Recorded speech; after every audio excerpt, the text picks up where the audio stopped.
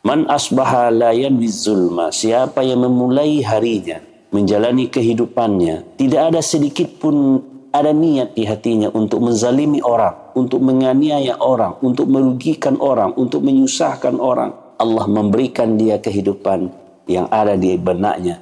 Siapa yang bisa saya bantu hari ini? Siapa yang bisa saya bebaskan dia dari permasalahan? Siapa yang punya kebutuhan hari ini yang saya bisa bantu? Saya bertanya, kenapa ibu menangis? Kalau seandainya tidak diizinkan, tidak apa-apa. Dengan tatapan yang berlinang air mata, si ibu tetangga saya ini berkata, wahai Tuhan, bukan saya tidak mau memberikan masakan yang dibuat. Tapi tahukah Tuhan, masakan yang kami masak ini halal untuk kami keluarga, tapi haram untuk Tuhan.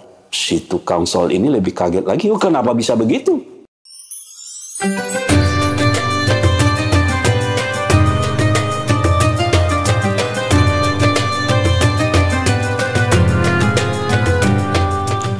Bismillahirrahmanirrahim. Assalamualaikum warahmatullahi wabarakatuh. Alhamdulillahi rabbil alamin. Iyyaka na'budu wa iyyaka nasta'in. Nahmaduhu subhanahu wa natubu ilaih. Asyhadu an la ilaha illallah wahdahu la syarikalah wa asyhadu anna Muhammadan abduhu wa rasuluh sallallahu alaihi wasallam. Allahumma salli ala Muhammad wa ala alihi wa sahbihi ajma'in wa man tabi'ahum bi ihsanin ila yaumiddin. Alhamdulillah, kembali kita lanjutkan pelajaran kita atau pembahasan kita di dalam membahas kitab Nasaihul Ibad yang ditulis oleh Syekh An-Nawawi Al-Bantani. Kita masuk ke masih makalah yang pertama. Qala Rasulullah sallallahu alaihi wasallam, man asbaha la yanwil zulma ala ahadin ghufira lahu ma jana. Telah bersabda Rasulullah sallallahu alaihi wasallam, man asbaha la yanwi zulma ala ahadin. Siapa yang di pagi harinya tidak ada niat untuk menzalimi seseorang, ghufira lahu ma jana, maka dihapuskan baginya dosa-dosanya. Wa man asbaha yanwi nasratal mazlumi, dan siapa yang di pagi harinya dia berniat untuk membantu orang yang dizalimi, wa qada'a hajatil muslimi, dan menunaikan hajat seorang muslim, kanat lahu ka ajri hajjatin mabruratin, maka baginya sama seolah-olah balasannya seperti mendapatkan haji mabrur. Saudaraku, nasihat yang dimasukkan dalam makalah yang pertama, dalam hadis yang kedua disampaikan oleh Rasulullah sallallahu alaihi wasallam. Man asbaha la yanwi zulma, siapa yang memulai harinya, menjalani kehidupannya, tidak ada sedikit pun ada niat di hatinya untuk menzalimi orang, untuk menganiaya orang, untuk merugikan orang, untuk menyusahkan orang. Tidak ada terbesit dalam pikirannya bahwa dia memulai hidupnya, memulai harinya untuk menyusahkan orang lain, untuk menyulitkan orang lain, untuk mendatangkan kesusahan terhadap orang lain, untuk menzalimi orang lain. Maka Allah akan mengampuni dosanya. Insya Allah. Maka ini yang harus dibangun oleh seorang muslim, bahwa dia niat jahat tidak pernah ada dalam fikirannya. Dia memulai hidupnya dengan bersyukur kepada Allah. Di saat dia bangun di pagi hari, dia bersyukur kepada Allah bahwa Allah telah kembali memberikan dia hidup, memberikan kesempatan dia hidup. Berarti Allah memberikan kesempatan dia untuk berbuat baik, menyiapkan dirinya untuk bekal akhiratnya. Maka tidak ada dalam pikirannya untuk merugikan orang lain, untuk menzalimi orang lain, untuk menyusahkan orang lain, atau dendam terhadap orang lain. Masya Allah, ini Allah berikan ganjaran terhadap dirinya dengan ghufira lahu ma jana. Allah mengampuni dosa-dosanya. Wa man asbaha yanwi nasratal mazlumi, dan siapa yang memulai harinya dan dia berniat membantu orang yang dizalimi, wa qada'a hajatil muslimin, dan memenuhi hajat seorang muslim dalam hidupnya adalah kebaikan-kebaikan. Dalam hatinya, sewaktu dia memulai pagi harinya, dia bangun dari tidurnya, yang ada dalam pikirannya untuk membantu orang, menyelamatkan orang, menyelesaikan orang daripada masalah-masalah, membebaskan orang dari kezaliman-kezaliman. Bagaimana orang lain dapat bahagia di depan matanya. Ini seorang muslim, ya. Dia tidak mementingkan dirinya sendiri. Dia tidak hanya mengejar untuk kebahagiaan dirinya, tapi dia membantu orang-orang susah, membantu orang-orang yang terzalimi, membantu orang-orang tertindas, membantu kaum duafa. Boleh jadi orang sekitarnya terzalimi karena kondisi dirinya yang dhaif. Mungkin karena kurang pendidikan, mungkin karena kurang kekuasaan, mungkin karena tidak ada pendamping yang dapat melindunginya, sehingga ada yang tanahnya dirampas, ada yang hartanya diambil orang, ada yang dia tidak bisa sekolah, ada yang dia terpaksa melakukan sesuatu karena kondisi dan keadaan. Maka sebagai seorang muslim yang harus bermanfaat untuk orang lain, maka dia dalam pagi harinya, sewaktu dia bangun, Allah memberikan dia kehidupan yang ada di benaknya.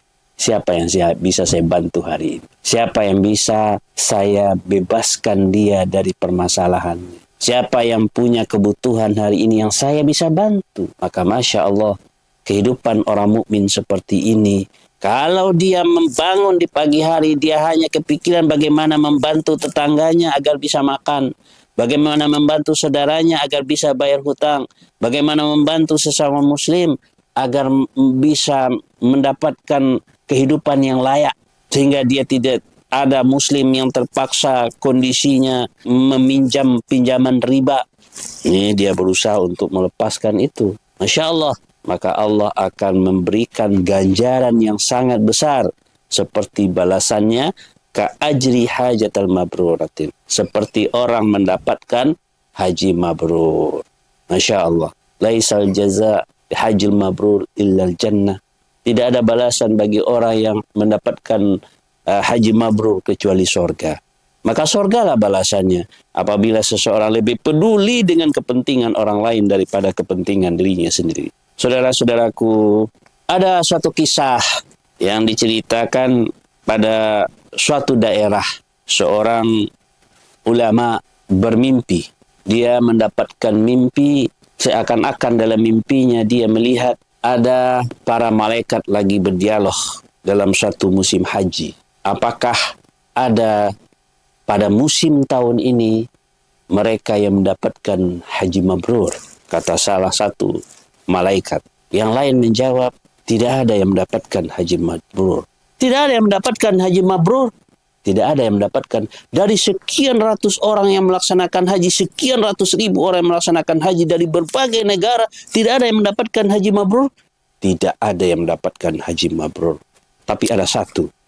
Ada satu orang yang mendapatkan haji mabrur. Dia seorang tukang sepatu, penjahit sepatu yang berada di kota Damaskus. Subhanallah. Di saat mendengar ada seseorang yang mendapatkan haji mabrur di kota Damaskus, karena dia mendapatkan haji mabrur, maka dicatat semua orang yang melaksanakan haji di tahun itu mendapatkan haji mabrur. Masya Allah.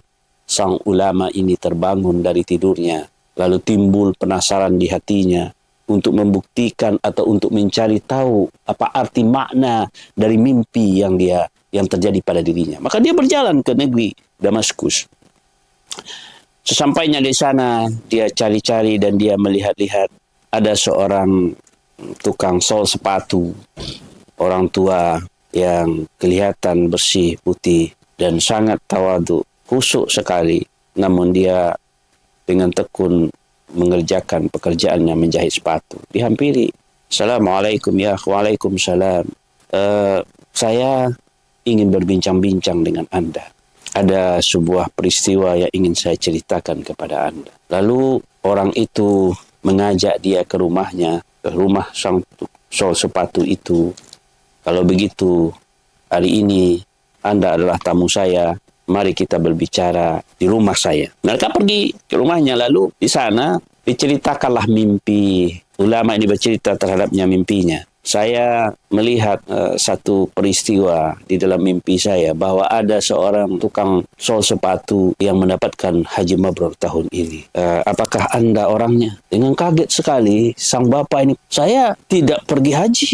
Saya tidak melaksanakan ibadah haji. Tidak mungkin mendapatkan haji mabrur. Saya tidak melaksanakan ibadah haji. Kan bapak satu-satunya tukang sol sepatu di kota ini. Lalu bapak ini bercerita, terlepas dari kebenaran masalah haji mabrur atau tidak, tapi saya ingin bercerita kepada Anda. Memang dari dulu saya ingin melaksanakan ibadah haji. Kerinduan saya melaksanakan tawaf di Ka'bah, dapat melaksanakan salat di Masjidil Haram, melaksanakan sya'i, melaksanakan ibadah-ibadah haji adalah merupakan kerinduan terbesar saya. Sama seperti kaum muslimin lainnya, rindu dengan melaksanakan ibadah haji, rindu salat di Masjidil Haram, rindu melaksanakan tawaf, melaksanakan sa'i, melaksanakan berbagai kegiatan-kegiatan haji, berkumpul dengan kaum muslimin dari seluruh dunia.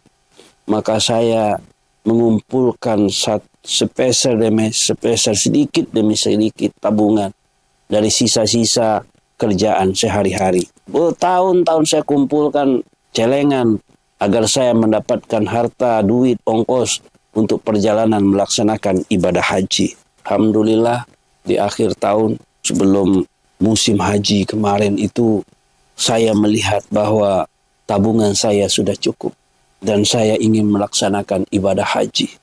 Maka saya mempersiapkan bekal. Semuanya saya persiapkan dari pakaian dan segala bekal sudah siap untuk berangkat melaksanakan ibadah haji. Namun sebelum berangkat, istri saya yang sedang hamil muda, dia meminta kepada saya agar dia diberikan makanan tetangga yang baunya bau gulai atau bau rendang atau bau kari. Jadi istrinya lagi hamil muda, rasanya tidak enak meninggalkan sang istri yang punya permintaan untuk makan daging dari gulai yang dibikin oleh tetangga. Maka dengan segera saya datang kepada tetangga saya untuk meminta sedikit atau membeli gulai yang istri saya lagi hamil muda dan saya mau meninggalkannya untuk melaksanakan ibadah haji. Namun sesampai saya di tetangga sebelah, sewaktu saya ketok, saya sampaikan maksud saya bahwa istri saya meminta untuk diberikan sedikit daging hasil masakannya karena baunya tercium oleh istri saya. Serta merta tetangga saya ini seorang janda yang punya anak beberapa orang menangis. Dia menangis, tidak menjawab permintaan saya. Ia membuat saya heran. Saya bertanya, kenapa ibu menangis? Kalau seandainya tidak diizinkan, tidak apa-apa.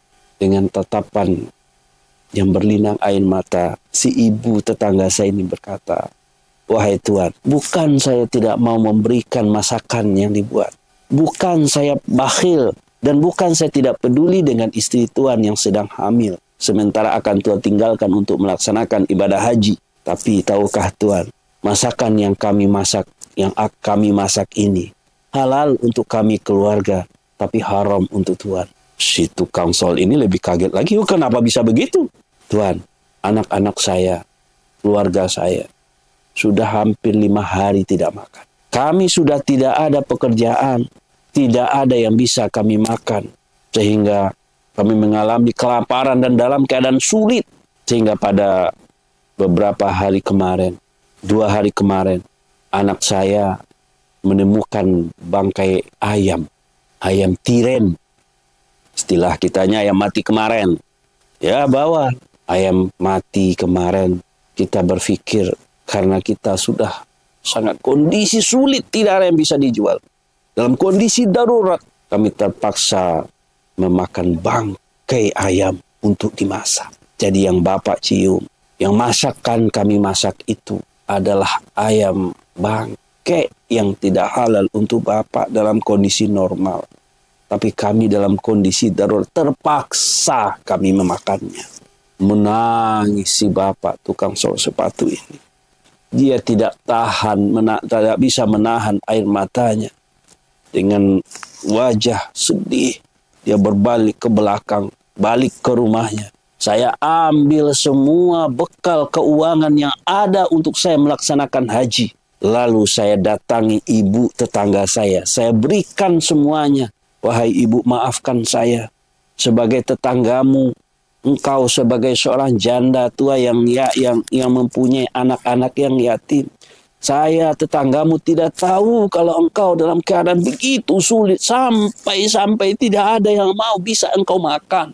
Sampai engkau terpaksa memakan ayam mati. Mencarinya di tong-tong sampah. Sangat berdosa rasanya.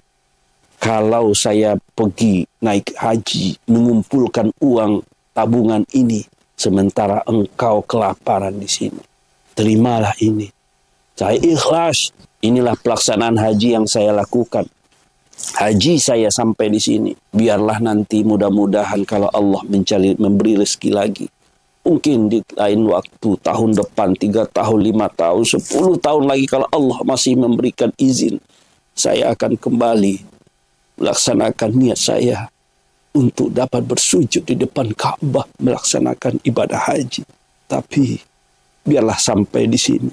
Karena engkau lebih membutuhkan uang yang saya punya ini untuk makan anak-anak. Hanya itu yang saya lakukan. Ini cerita bapak ini di depan ulama yang bermimpi itu. Termenung sang ulama ini. Boleh jadi mimpi ini adalah hikmah. Banyak hikmah yang harus diambil pelajaran. Sebelum kau melaksanakan ibadah-ibadah pribadimu, melaksanakan umroh, melaksanakan haji, umroh tiap bulan, haji tiap tahun menghabiskan ratusan juta. Sudahkah engkau perhatikan tetangga-tetanggamu, kehidupannya? Sudahkah engkau memperhatikan adakah janda-janda tua? Adakah anak-anak yatim yang tidak bisa sekolah? Bahkan mungkin untuk dimakannya hari itu dia kesulitan. Sementara engkau hanya sibuk ingin bersenang-senang melepaskan rindumu ke Ka'bah. Bukan hal yang buruk melaksanakan ibadah haji dan umroh. Melaksanakan ibadah yang suci dan mulia. Tapi ada hal yang harus lebih penting lagi dilihat dalam kacamata Islam. Bahwa menyantuni du'afa, menyantuni fakir miskin, memperhatikan orang-orang di sekitar kita. Itu jauh lebih penting amalan itu. Ada amalan wajib, ada amalan sunnah. Makanya andai kata ada tetangga yang tidak bisa tidur karena kelaparan, karena memikirkan hutang yang berbelit-belit. Sementara engkau berfoya-foya dengan enak-enaknya engkau umroh setiap bulannya. Dengan membeli oleh-oleh yang begitu banyaknya. Bahkan ada yang memposting di sosial media, memperlihatkan kekayaannya, memperlihatkan senangnya, bahagianya. Dia lupa ada saudaranya, ada karib kerabatnya, ada tetangganya yang menjerit dan menangis karena kesulitan-kesulitan yang dihadapinya.